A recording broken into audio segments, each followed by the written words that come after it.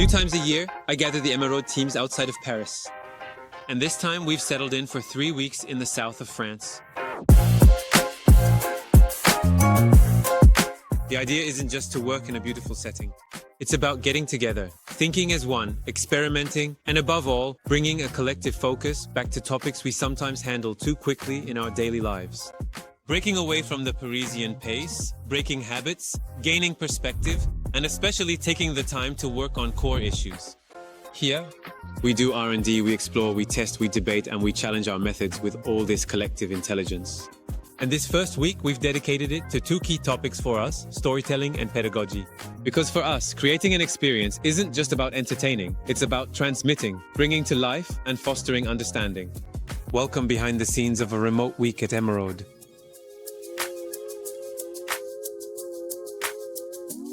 It's a breath of fresh air to be able to change settings too. We're constantly seeking inspiration in our line of work, and it's also found in the environment we're in.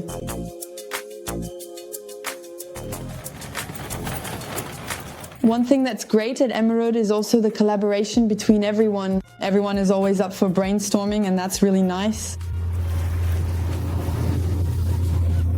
We asked the 40 people on the team, okay, who's up for it? To go away several times a year, and out of the 40, 38 said they were totally up for it. A change of scenery to step out of your usual routine and get used to thinking differently as a group. Pooling our thoughts is very, very rich and incredibly inspiring. Marseille, I think it's a longer format. It allows us to be more settled. We're not in a rush. We don't have to do everything in 2 days, and we can study the subject in more depth. Also, we have quite a few teams that are fully remote, so it's also a time to cross paths and meet each other, and to have a good opportunity to do so. Basically, we have a short theoretical part that will really reset the basics on the 3 pillars of good storytelling. Then, we'll have workshops where we'll work on several scenarios based on a client brief. We're going to challenge each person's storytelling a bit to see the flaws and strengths of each one. And then, starting from the perfect scenario, we'll make a small creative recommendation on what we could imagine for the overall project concept. Clients come to us for tailor-made solutions. Clients come to us so they don't just get a simple catalog item. They need to see their brand infused into it. We're going to relearn together how to create the perfect scenario. When I see that, I go, wow, and I feel immersed. You have to put yourself in the shoes of 3 people. Whether it's for a very young person or an older person, if I see these 3 lines, does it still make me want to play? A scenario is like a movie synopsis. It's literary fictional. With a scenario, you don't make anyone dream by describing what they'll have to do. You make them dream by projecting them into a world. In fact, it's a bit like the teaser for your game. I gave them a real brief. A brief for a luxury brand that needs to overhaul the entire experience worldwide. They've had the same one for 10 years and it's getting a bit dated. Everyone has 20 minutes to create the best possible scenario. The brief is quite clear. We were lucky to get a lot of details on the client's expectations. I have plenty of ideas because we've already brainstormed with the team. It's hard because we're asked to fit a lot of elements into just 4 lines. Many factors are involved, like creating desire, being convincing and clear on goals. For me, it's not easy because a scenario is immersive but needs to be understood quickly. So if it's too abstract, it's actually not clear.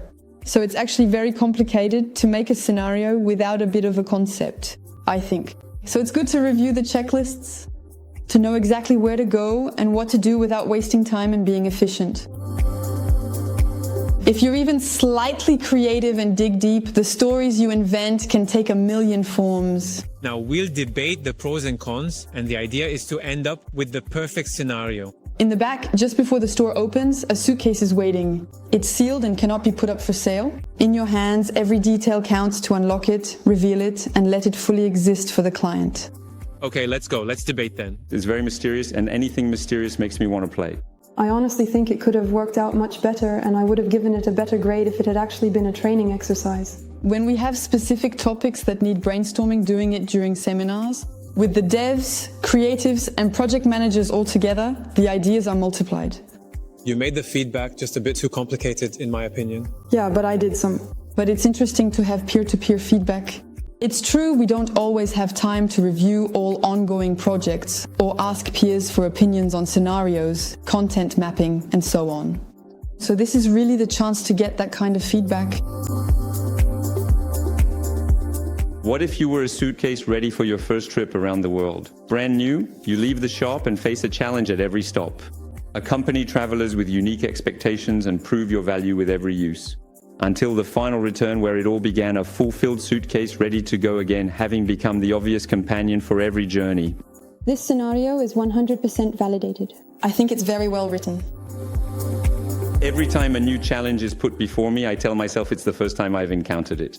And that I must, however, use my experience and all the mistakes I've made to avoid repeating them, and to deliver the most polished result possible. Every time we do a workshop, we work on something that will actually be applied to their projects. We'll have an hour or two to work on lots of little episodes. You embark on a journey through several destinations in search of the missing iconic suitcase. At each stop, you meet clients with varied profiles whom you must understand with finesse to continue your quest. The only tiny downside I'd have is that we're looking for a missing iconic suitcase. And we can well imagine that in the end we're going to find it. So there's a tiny bit of predictability in the quest that I perceive. It's very descriptive, down to earth, in the sense that at every stop you meet clients with all sorts of different profiles. It's not easy to connect. Game designer. It's really about designing learning experiences, digitized, gamified in 2D or 3D to make learning fun and engaging. Finding mechanics, both in the text and in the gameplay. To create training, it's not just a PowerPoint, where we're not here to make training that's tedious and way too long. In the end, you're not just supposed to have had fun, you're supposed to have learned while having fun. And that's really a subtle point that's incredibly important. Why position ourselves in luxury? Actually, it happened through word of mouth. The luxury sector is more keen on having a 5-star service, being 100% sure your product is perfect in the end. When you produce a bag, you'll have lots of qualification processes, quality checks to make sure it's okay. Same for us internally, it's not just one person tinkering around. We make sure you have 10 different trades working well together. I like creating these amazing wow experiences and Everything being perfect. everything being perfect, exactly.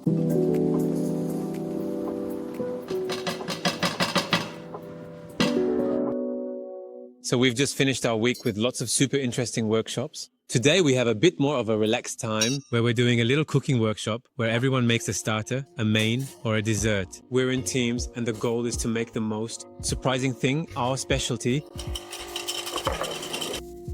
I'm with Lorraine, who saved our lives because she just went and bought the best thing in the world. She didn't get balsamic vinegar, she got balsamic glaze. And my partner's on top of it. We're on the starter team. Sweet and savory starter team, you know? The concept is that we're revisiting a very simple dish that's always a crowd pleaser, a little tomato burrata. But the twist is there'll be hints of hazelnut, hints of cranberry, and the most improbable thing, strawberries. My compatriot is currently managing the fire. We're a community, actually, we're a political party. We're on the main course team. We're doing a barbecue with orange sauce and so on. But I'm not saying too much about all the ingredients. Look at the final result.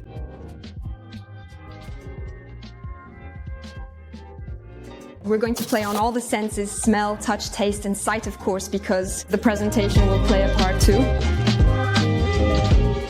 I'm making tiramisu and Virgil's handling the far Breton since we're making a variety of desserts. It should be a hit. Okay, I'll tell you my secret. What are we doing? What are we putting in? Here, a little splash of rum, just a dash. And there you go. I see the team is struggling, huh? What's that?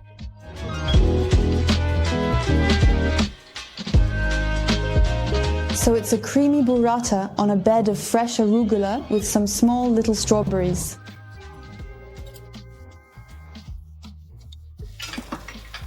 So, this is the spring dish, meaning we're bringing a bit of summer freshness into a comforting meal. The first barbecue of the year. Exactly. And if you'd like, there's mushroom sauce on the side for anyone who wants to pour some over it. Incredible. There you go. Just a quick story. You all sent me your grocery list and I asked Claude to order everything directly from Carrefour. So if it's not good, it's not our fault, it's Claude's fault. Right, Jade? But guys, the meat is actually really good. We decided to do a variety of desserts, so this one here is a tiramisu. I didn't use cocoa powder because I feel like you can choke on it when you breathe it in, so I put small chocolate shavings on top instead. And a far Breton, a specialty from Brittany. Just a little fun fact, when I was 14, I did a 1-month internship in a kitchen. Whenever there were no dishes to wash, my job was to make phare bretons non-stop. All day long, all day long, all day long, just the same thing over and over. So you've gained a bit of experience, let's say. Exactly, and so now I can make a phare breton with my eyes closed. I don't even need to measure anything. There. At least I know that if we fail, I have Ines, who's capable of opening a bakery with us. Nothing to add, it was delicious. I was really excited for the salad. This idea of mixing fruit with savory flavors, honestly, it's quite unique. Brilliant.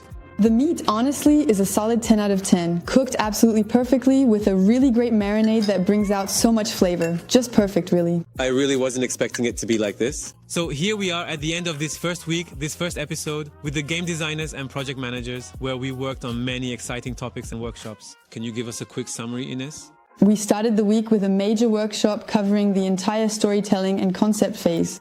Then we moved on to all the engagement features that we could incorporate into our training programs. And finally, we ended the week with a focus on instructional design, reviewing training architecture, and all the anchoring and memorization techniques. And now we have a big weekend ahead as we prepare for the arrival of the 3D, 2D, and UX UI designers. A great creative week to try and find new creative ideas and new artistic directions that we could offer to our clients. And especially the internal workflows between these different roles, because it's the hardest part to get all these highly complementary professions to work together. So, if you enjoyed this first episode, be sure to watch the second one dedicated to the creatives and then the third one for the developers. And we'll be doing this format quite often in different locations to open up our horizons. Subscribe.